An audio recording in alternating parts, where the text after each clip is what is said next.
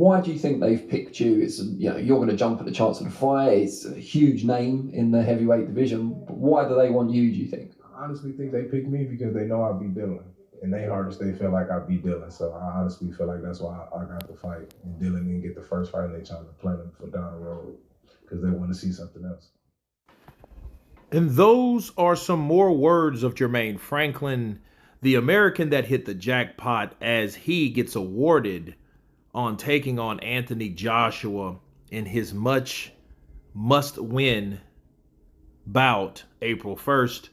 And as you heard the American boxer say, that he believes he got first dibs at Anthony Joshua because everybody over on that side, Matchroom, Eddie Hearn, etc., believes that he indeed won the fight. That's why he has first dibs at AJ.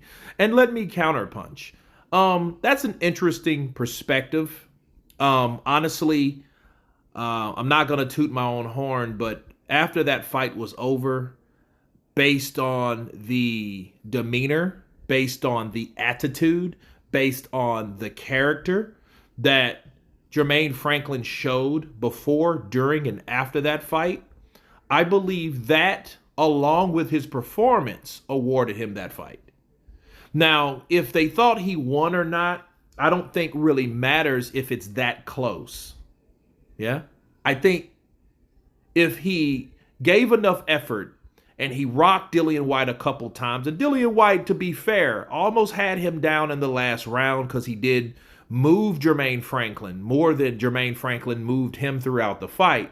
It was a back and forth effort, and it was a no retreat, no surrender type fight against Jermaine Franklin. And I think because of the way he acted, because of his temperament, because of his character, again, that's what awarded him the fight.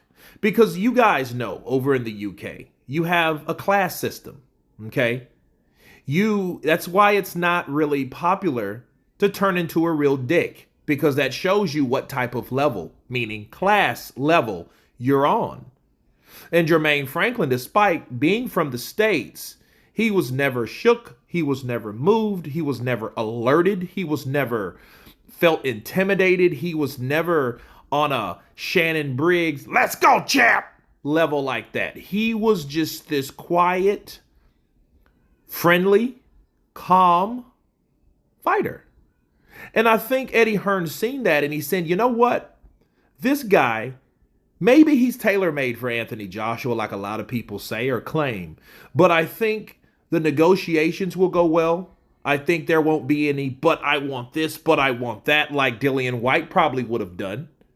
It wouldn't have been anything like drama or shoving matches and tables getting thrown at you like a Derek Chisora or a Jarrell Miller did. You know, I think Eddie Hearn really thought hard about this particular fight. Like, look, I think if anybody needs a fight like this, it's Jermaine Franklin and Anthony Joshua. Because one thing you don't need a high anticipated, intimidated match like someone calling you a lanky piece of shit like Dillian Whyte used to do to Anthony Joshua, because we know that ruffled his feathers a bit. And I think that really bothered Anthony. That's why I do have a belief that his size of him always having to put on muscle is a complex, right? So I think that's what really got him the fight. Now, again, if it's a close fight, who really cares? You know, who fights next? Because if he fights both, it shouldn't really matter. However, Dillian Whyte, warrior, banger, body snatcher, he's a good fighter, okay?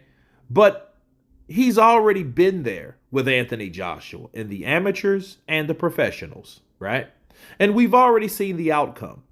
We've seen what Dillian Whyte's Achilles heel is, right? We've seen that. It's the uppercut. It's the uppercut with everybody. 4 guys have done the same punch and put him down each and every time, with the exception of Joseph Parker. I don't think Joseph Parker caught him with an uppercut, right?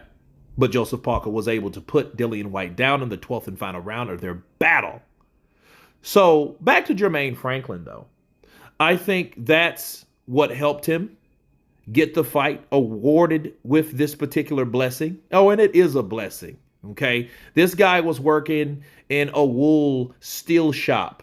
Okay. In between the fight with Dillian Whyte and the fight that he will have April 1st against Anthony Joshua. But anyway, tell me what you think about Jermaine Franklin's theory on why he feels he got the fight. Did he really win, and that's why Matchroom awarded him? Of course, please subscribe, and you guys been Counterpunch. Peace!